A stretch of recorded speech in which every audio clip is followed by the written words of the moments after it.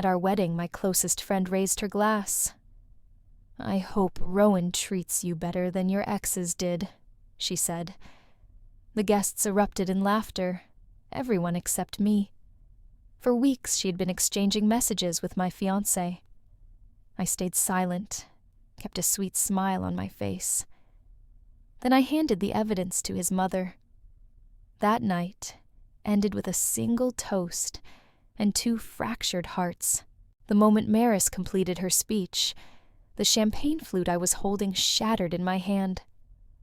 Blood trickled down, blending with the sparkling wine and staining my white gown, as a heavy stillness settled over the rooftop of the Linden Grove garden.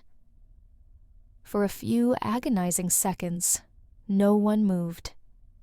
Then the crowd resumed their conversations, pretending nothing had happened, just like they had been ignoring the strange tension between my maid of honor and the man I had just married. "Oh no, let me help with that."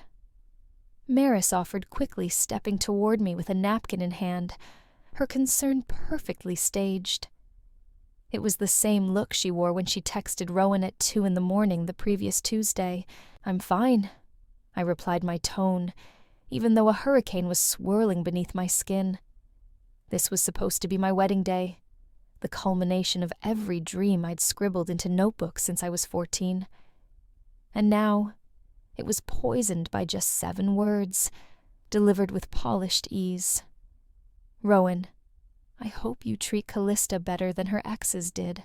They all laughed, except me, because only I understood what those words truly meant.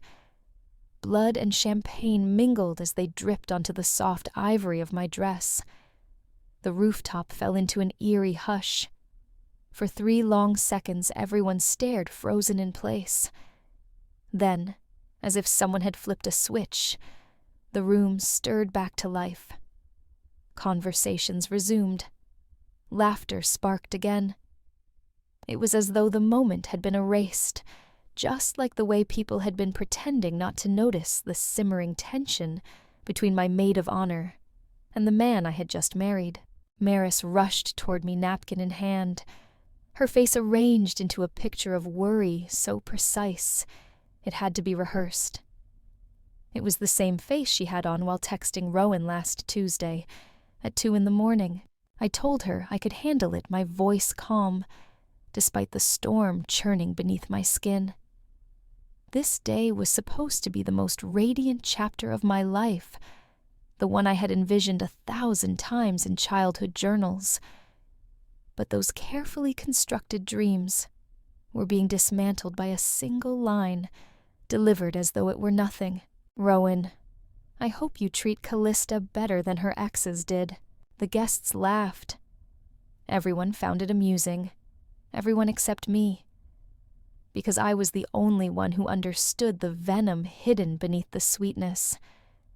The rooftop terrace of the Linden Grove sparkled with tiny golden lights and freshly arranged floral centerpieces. Around 200 guests dressed in elegant attire filled the space with warmth and laughter. My mother's smile radiated pride. Rowan's family nodded in polite approval. On the surface, everything appeared flawless, from the carefully timed sunset dance to the 3-tier cake and the soft harmony of the string quartet. The entire evening had been designed to embody perfection. Every detail was in place. Every piece of the dream accounted for, except for the quiet ache in my chest, which twisted deeper each time Maris glanced at Rowan. "Are you all right?" Rowan whispered, noticing the blood still trickling from my palm. That was quite a grip. Even then his touch sent a shiver through me. I wanted to believe it was nerves. "Nothing more. Just a bit of adrenaline," I replied, tightening my fingers around his. His eyes, those deep brown eyes I had trusted for years, searched mine for honesty. But that night, I had no intention of sharing the truth. That night, I was clinging to something delicate. The illusion that this was still the happiest day of our lives. The first sign came 2 months before the wedding. A message appeared on Rowan's phone while he was in the shower. It was nothing overt, just Maris asking for his thoughts on bridesmaid dresses. The odd part was the time. It was nearly midnight. I remembered wondering why she had not asked me. At the time, I dismissed it. Maris had always been hands-on, especially since I had chosen her as my maid of honor. But then more messages followed. They came late at night and grew increasingly personal. One read, "You always know just what to say," after he had apparently talked her through a stressful work situation. Another said, "Callista does not realize how fortunate she is," after he had helped her move furniture. The most unsettling one simply said sometimes, "I wish I had met you first," and ended with a laughing emoji, that universal mask for anything too honest. 3 weeks before the ceremony, I confronted Rowan. He handed me the messages right away, showing no hesitation. "She is just being Maris," he told me. "You know how emotional she gets. The pressure from planning everything is affecting everyone." I nodded, pretending to accept his explanation. That evening, I created a folder in my phone and labeled it clearly. Not because I had a plan for it, but because I needed reassurance. I needed to know that the knot forming in my stomach whenever they shared a private joke was not just in my head. Despite my growing unease, the wedding plans moved forward. Too many deposits had already been made. Guests had booked flights from across the country. And most of all, I could not bring myself to admit that I was no longer completely sure. When the DJ announced it was time for the couple's dance, it pulled me back into the moment. Rowan took my hand and led me to the center of the rooftop, where our chosen song began to play. He placed his hand gently on the small of my back as we swayed to the music. "You seem distracted," he whispered close to my ear. "Just feeling a little overwhelmed," I murmured, leaning my head against his chest. I could hear his heartbeat steady and calm. For a brief moment, I wondered if I was overthinking everything. Then I looked up and noticed her watching. Maris stood on the edge of the dance floor, dressed in the burgundy gown we had picked out together during brunch last autumn. That was before I ever questioned her. Before trust started to fade, her eyes followed our movement with an intensity that unsettled me. It was not jealousy. It was something else entirely. She watched us as though we were something she had already begun to claim. After the dance, I excused myself and headed to the bridal lounge. I needed a moment to breathe, to clear my head. As I ran cool water over my wrists, the door opened. "There you are, my beautiful bride." Maris called out, her voice just slightly off, as if she had already had 1 glass too many. That toast really landed, don't you think? I met her gaze in the mirror. "What exactly were you trying to say with it?" She laughed softly, freshening her lipstick. "Oh, you know, just that Rowan is definitely a step up from some of your past disasters, like Cassian, the one you tried to hook up with at my birthday dinner." Her hand paused mid-stroke. For just a moment, the mask slipped. Then she composed herself again. "That was ages ago, and nothing ever came of it. Not for lack of trying," I thought silently. Back at the reception, I watched Maris glide effortlessly between guests, playing her role as the devoted best friend with practiced charm. She had been part of my life since college orientation. She knew everything: my struggles with anxiety, the pain of my parents' divorce, the self-doubt I had whispered to her late at night. And now she was using all of that knowledge as a weapon, inserting herself into the fragile spaces between Rowan and me with unnerving precision. The evening continued on.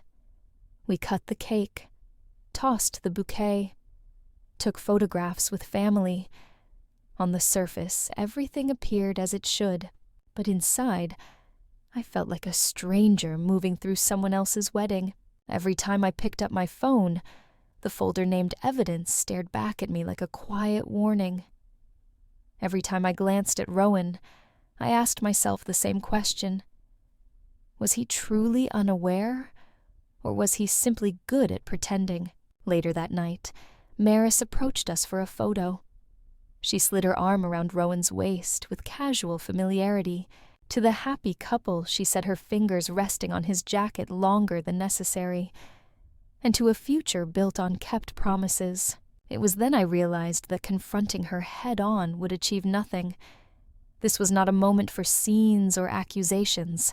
What was needed now was clarity, patience, the kind of silent, deliberate move that reveals everything without making a mess. As we prepared to leave the rooftop garden for the night, Maris pulled me into a tight embrace. "I am thrilled for you," she said, her voice trembling just enough to feel real. I returned the hug with equal warmth. "I know exactly what you are doing," I whispered softly into her ear. "And I want you to understand. I am giving you the rope to hang yourself." She pulled back her smile, faltering just a little, before she caught herself. "Sounds like someone has had too much champagne," she joked. Maybe I said with a gentle smile. Or maybe I have finally sobered up. I squeezed her hands gently. "Rest well tonight, Maris." As Rowan and I exited to a chorus of cheers and falling petals, he leaned toward me in the car. "What were you and Maris whispering about?" "Just girl talk," I said calmly, watching the city lights pass through the tinted glass. Nothing important. The wedding might have ended. But what came next was only beginning. The next morning, while Rowan slept beside me, his breathing calm, and even I lay awake scrolling through old photos of Maris and me. 8 years of memories captured in digital frames. Us making snow angels outside our dorm in freshman year, throwing our graduation caps into the sky. Her arm draped around my shoulders at my father's memorial, her eyes red from tears, while I struggled to keep it together. I paused on one from sophomore year. We were dressed in ridiculous costumes for a themed party. Maris was grinning at me, not the camera, her smile wide and unguarded. That was the version of her I had trusted, the one who once drove through the night with ice cream and a bottle of whiskey when Cassian betrayed me. Men come and go, she had told me back then. But we are forever. I began tracing the timeline of our friendship, trying to find the first moment something shifted. It was not the night she met Rowan at my birthday dinner 3 years ago. In fact, she had seemed indifferent that evening, politely chatting with him, but more animated in conversation with my other friends. Rowan even mentioned afterward that he did not think Maris liked him very much. No. The change came more gradually around 6 months into our relationship, after he moved into my apartment. Maris began appearing unexpectedly something she had never done before. She would claim she just happened to be nearby, though she lived across town. She would bring takeout or a bottle of wine, insisting we enjoy a night of bonding. At first, I was thrilled that they got along. It felt like I had won the jackpot, my best friend and my partner enjoying each other's company, but slowly things began to shift. Maris changed the way she dressed when she knew Rowan would be around. Out went the jeans and vintage band tees, replaced by sundresses and styled hair. She would bring up stories from our college days, where she was the adventurous one, and I was the cautious observer. "Remember Cancun," she would say with a laugh, when I had to push Callista to even say hello to the bartender. She would still be standing there if it weren't for me. Rowan would smile at the story, his eyes drifting toward me as though seeing me through her version of who I was. The Christmas before Rowan proposed, Maris gave him a luxury watch. Just a small gift. she said something that reminded her of him. I, on the other hand, received a generic scarf. The message behind it was subtle, but clear. She knew his preferences better. She understood him on a deeper level. When Rowan popped the question, the first person I called was Maris. My hands were still trembling with joy. He finally asked. She said, her voice flat at first, before shifting into excitement. "That is incredible. I am truly happy for you." Later that evening at the dinner, we held to celebrate the engagement she had too much to drink, and said loudly, "I always knew Rowan was meant to be a husband from the moment I introduced you to him." I gently corrected her. "You didn't introduce us. We met at my birthday party." Her expression darkened for a second. "Right," she replied. "But I encouraged you to give him a chance when you were unsure." The truth was, I had never doubted him, and she had never played that role. When it came time to plan the wedding, Maris inserted herself without waiting for an invitation. As maid of honor, I am practically required to help. She insisted, though I had just asked her to accept the role. Days earlier, she created a group chat between the three of us for coordinating plans. But soon, she and Rowan began exchanging messages outside that thread. At first, they seemed harmless, confirming appointments when I was at work, or weighing in on small details. Then, they evolved into private conversations about decisions I had never been consulted on. During my final dress fitting, while my mother dabbed tears from her cheeks, Maris stood behind me, arms crossed. "It is nice," she said, her tone cool. "But does it really reflect who you are?" That evening, I discovered she had sent Rowan a message. "Saw Callista's dress today. It is beautiful, but it might be a bit too princess. You know, she is usually more understated." It stung, mainly because there was a grain of truth in it. The gown was more extravagant than I originally imagined, but it had been my decision. The doubt it planted now belonged to her. 2 months before the wedding, we had a bachelorette weekend at a lakeside retreat that Maris had arranged. She invited my college friends and several cousins, promising a relaxing and fun-filled escape. On the first evening, after everyone had a few drinks, Maris suggested a game of Never Have I Ever. As the questions progressed, they took a more personal turn. It soon became clear that her intent was to draw attention to my romantic past, inch by inch in front of people I loved. Later, she passed around a collection of college photos. Every single image had been carefully chosen. In all of them, I looked unflattering or awkward, while she appeared confident, glowing, and flawless. When I quietly asked her about it, she just laughed. "I am just showing them the real Callista," she said. "Rowan gets the perfect version. Someone has to keep you grounded." The comment was dressed in humor, but its weight lingered. The first time I saw a message that raised concern, I had been using Rowan's phone to place a takeout order while he was in the shower. A notification popped up from Maris. It read, "Thinking about our earlier talk. You always know just what to say." The wording unsettled me. I could not recall any recent group conversation where they had spoken privately. That text felt like a reference to something I had not witnessed. Over the following weeks, I became more alert. Maris would casually mention chatting with Rowan about wedding logistics, yet those discussions never occurred when I was around. When I scrolled through our shared group chat, I found gaps in the conversation. There were references to choices I had no memory of discussing. One evening, Rowan had fallen asleep on the couch after another long day at work. As his phone lit up beside him, I glanced over and saw yet another message from her. "Sweet dreams, almost husband. Can't believe the big day is only 3 weeks away. Almost husband." The phrase sent a chill through me. There was an ownership in those words that could not be dismissed. The next morning, I opened a new email account.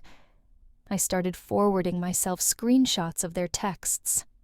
Not to confront anyone. Not yet. But because gaslighting works by making you question your own perception of reality, I needed something tangible to prove I was not imagining what I felt. When I delicately raised the topic with Rowan later that week, he brushed it off with an easy smile. "Maurice just wants everything to go perfectly for you," he said. "She is invested in your happiness," but I was beginning to see it differently. Her idea of perfect was one where she remained embedded between us, always present, always essential. The warm light from the bedside lamp cast a soft glow across the suite as I gently slipped out from under the covers, careful not to wake Rowan. His breathing was deep, and even one arm resting across the empty side of the bed where I had been lying. For a few moments, I stood there watching him. This was the man I had just promised my life to, and yet I felt an ache I could not ignore.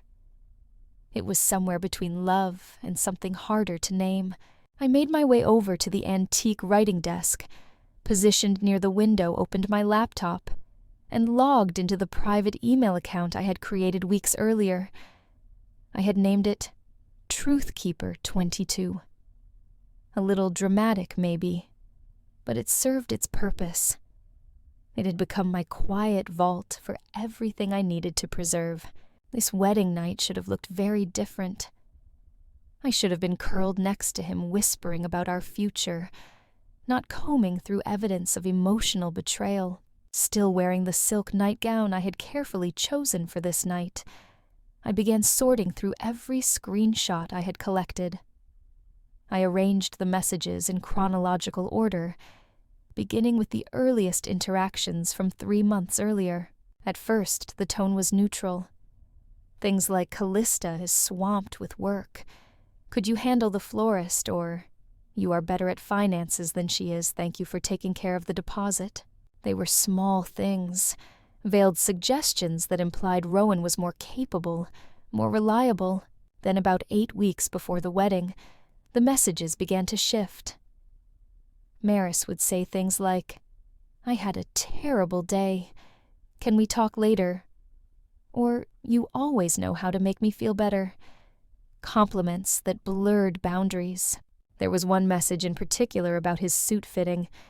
She wrote, "I bet you looked incredible." "Callista is lucky."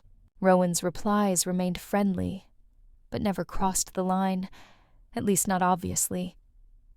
But what stood out was that he never redirected her or informed me. It was the secrecy, not the words themselves, that hurt the most. To make sense of it all, I created a document labeled Timeline. I began lining up each message with key events and disagreements Rowan and I had experienced during the same period.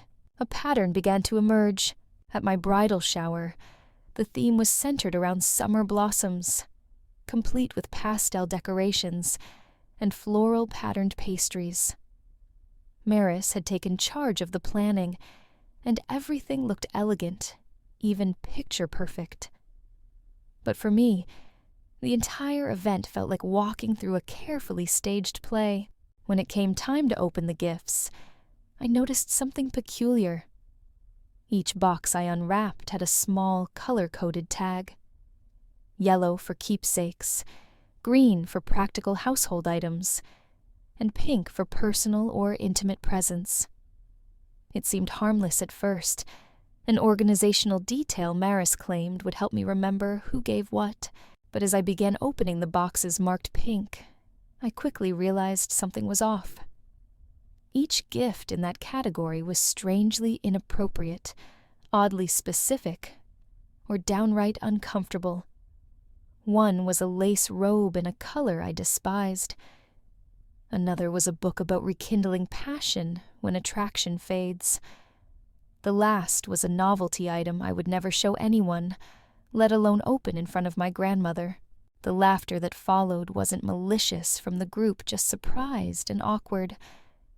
But when I looked over at Maurice, she had this knowing smile on her face, as if each reaction had been calculated and timed to perfection.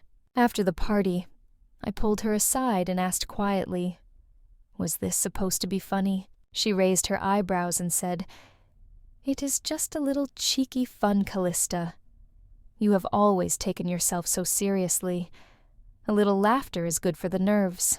But it didn't feel like light-hearted teasing. It felt like she had painted me into a caricature in front of my closest circle. While everyone else moved on, I stood there realizing just how intentional it had all been. A few days after we returned from our short honeymoon in the Berkshires, a formal envelope arrived, nestled among the usual mail. The parchment was thick, cream-colored, and embossed with gold trim. It felt unnecessarily grand for what it was, a brunch invitation from Octavia Albrecht.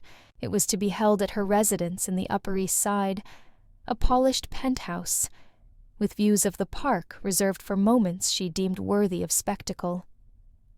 The card was addressed to both Rowan and me, but it was clear who the real guest of honor would be. Octavia had always been composed and measured, but something about the invitation felt strategic. She had never hosted a welcome brunch for any of Rowan's past relationships, not even for his sister Isolde. When she married her longtime partner, I showed Rowan the card as he was fixing his tie before work. He glanced at it briefly and said we should go. "My mother wants to be seen supporting you." Supporting me or showcasing you chose me, I thought, but didn't say aloud. When we arrived that Sunday morning, Octavia greeted us in a lilac silk blouse and pearls, the kind of effortless wealth she wore like armor. The apartment was filled with people I barely knew, family friends, social acquaintances, and a few from her charity circle. Maris was already there, of course, standing too close to the mimosa cart, and laughing too loudly at something Alaric Fenmore had said. Octavia made a small toast during the meal. She spoke of tradition, the meaning of family legacy, and how fortunate she felt to welcome someone like me into the Albrecht name. Her words were gracious, but her eyes rarely met mine. As the applause settled, I realized the entire event hadn't been a celebration. It was a presentation. I had been invited to brunch, not as a new member of the family, but as a symbol, something to be evaluated, judged, and positioned. After the brunch, something inside me felt out of alignment. It wasn't one single moment, but a quiet accumulation of them: side comments, small glances, the weight of silence in conversations that used to feel effortless. I returned to my therapy sessions with Dr. Alara Voss this time, bringing not just my words, but the unspoken ones. She listened carefully, as always, then gently pushed her notebook across the table. She said she had started jotting down reflections after our last few sessions, because she noticed a pattern. On the page were small, handwritten notes. At first, they felt clinical bullet points about recurring phrases, my pauses, moments I glossed over. But the further I read, the more I recognized myself in her observations. There was a section titled Emotional Displacement. It outlined how often I redirected discomfort through performance, through hosting pleasing, avoiding confrontation. Another part was labeled internalized guilt. She'd noted how frequently I took on blame that didn't belong to me. By the time I finished reading, my throat had tightened. Dr. Voss said, "Callista, you've been taught to earn safety by making others comfortable. That's not the same as being loved." I looked at her then and whispered, "I'm starting to forget who I was before all of this." She replied, "Then maybe it's time we start remembering her together." It was the first time I allowed the idea to settle, that I had become so careful, so quiet, I no longer knew what my own voice sounded like. That maybe somewhere between surviving other people's expectations, I had lost the freedom to be myself. A few days later, I visited Isolde Hawthorne at her rooftop conservatory. She had invited me over with the promise of homemade lavender tea and a view of the spring magnolias that had just begun to bloom. Her home felt like a sanctuary, tucked above the city, a place where nothing artificial could hide for long. As we sat beneath the greenhouse dome, surrounded by tall orchids and climbing jasmine, she poured me a cup and said simply, "I've seen how Maris treats you." I didn't respond right away. The warmth of the tea was soothing, but my chest remained tight. Isolde continued, "When Rowan was younger, he used to believe that love meant loyalty, no matter how much it hurt. I think he still does. But you don't have to carry the cost of that belief." I met her eyes. There was something honest and unflinching in her gaze. She wasn't offering pity, only clarity, and for the first time in a long while, I felt less alone. She reached for a small planter by her side and handed it to me. Inside was a single white hyacinth freshly rooted. "This one is for remembrance," she said. "For remembering who you are, and who you were before this all began." I held the pot carefully in my lap. The flower's fragrance was gentle and clean, like a truth that had waited patiently to be seen. That evening, Rowan Albrecht quietly moved his things into the guest suite on the lower level of our penthouse. He didn't make an announcement. I simply noticed the shift drawers left open his cologne, absent from the bathroom, the silence on his side of the bed, stretching wider each night. The sofa bed in the guest quarters creaked slightly when he lay down, and the sound echoed faintly through the old oak floors. I listened from the hallway, unseen my hand resting on the banister, as I waited for the stillness to settle. Neither of us brought it up. At breakfast the next morning, he poured coffee into his travel mug, muttered something about a client call, and left without meeting my gaze. I folded a napkin in my lap, as though that simple act could hold back the unraveling. In the quiet that followed, I walked into our shared room and stood in the doorway. The bed looked untouched. The air smelled like linen and nothing else. I sat down slowly, my feet not quite reaching the floor, and realized it had happened. The separation we pretended was temporary had taken root, and neither of us had spoken a word. Callista Renford first met Dr. Alara Voss in a softly lit office on the second floor of a restored brownstone near Gramercy Park. The space smelled faintly of chamomile and old pages. Dr. Voss welcomed her with a calm nod and gestured toward a tufted chair by the window. There were no ticking clocks, only the muted sound of city life beyond the thick curtains. During their initial sessions, Callista found it difficult to speak. Her words felt tangled, heavy, with years of unspoken doubt. But Dr. Voss didn't rush her. She listened not just with her ears, but with her entire presence, allowing silences to stretch without discomfort. When Callista finally began to open up about Rowan Albrecht, Dr. Voss didn't offer easy answers. Instead, she gently guided her toward clarity, asking how it made her feel when Maris Everwin lingered in their conversations, or when Octavia Albrecht's comments sliced through her with poised cruelty. She asked Callista if the version of love she was holding onto had space left for her.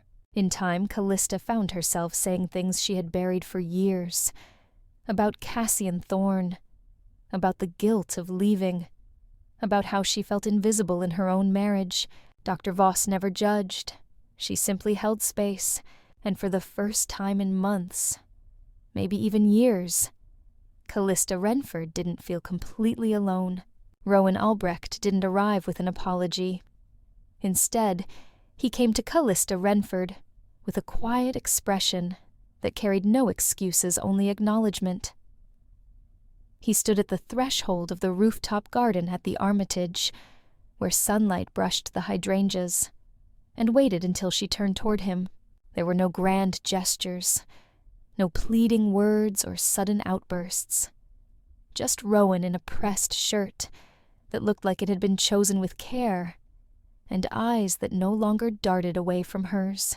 He told her he had been speaking to Dr. Alara Voss as well, that it hadn't been easy, that some truths landed harder than he expected, and that none of it changed the pain he caused her. Callista listened in silence. Her hands rested on the back of a garden chair, grounding her. She didn't rush to forgive. She wasn't ready for that. But when he said, "I see you now, really see you," something shifted. Not everything needed to be forgiven. Some wounds weren't meant to be dismissed by a single sentence. But being seen fully without her having to explain herself again was a start. She nodded once and let the breeze carry the moment forward. Callista Renford sat across from Dr. Alara Voss' sunlight, filtering through the tall windows of the Ashford Psychological Center. The room was quiet, except for the soft hum of a distant air vent and the occasional rustle of notebook pages. It was her 5th session, and for the first time she wasn't talking about Rowan Albrecht. Instead, she spoke about herself, about the weight she had carried long before Maris Everwin entered their lives, about the quiet ways she had minimized her needs, how she had learned to disappear just enough to make others comfortable. Dr. Voss didn't interrupt. She let Callista move at her own pace, occasionally offering a question that guided her deeper.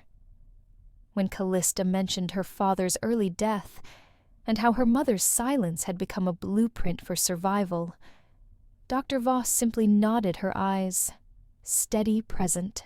There was no grand revelation, no cinematic breakthrough, just a slow, unfolding recognition that Callista had been asking for love in a language no one around her had ever learned to speak. And now, she was beginning to teach herself a new one. As she left the session, stepping back into the crisp air outside, Callista didn't feel healed, not yet. But she did feel seen. And for now, that was enough. The night after everything unraveled, Callista Renford stood by the floor-to-ceiling windows of the Armitage penthouse, watching Manhattan's lights shimmer like distant promises. The silence inside the apartment was different now. Not hostile, not cold, just still. Rowan Albrecht had moved his things to the guest suite without her asking. No arguments followed, no demands, just quiet understanding that something between them had permanently changed. The sofa bed was already made sheets, tucked with his usual precision, a folded throw at the foot. Callista didn't cry, not because there weren't tears to shed, but because the part of her that used to ache for what he could never give her had finally gone quiet. It hadn't vanished in anger or fury. It had simply dissolved. The next morning she made coffee in silence. Rowan walked in, nodded, and poured his own. They moved around each other carefully, like two former dancers who remembered the rhythm but no longer heard the music. There was no apology, no declaration, just the acknowledgement that the fire had passed and only essentials had survived. Callista opened her laptop, her fingers hovering over the keyboard. A new document, a fresh start. She didn't know what she'd write yet, but she knew it wouldn't be about them. It would be about her.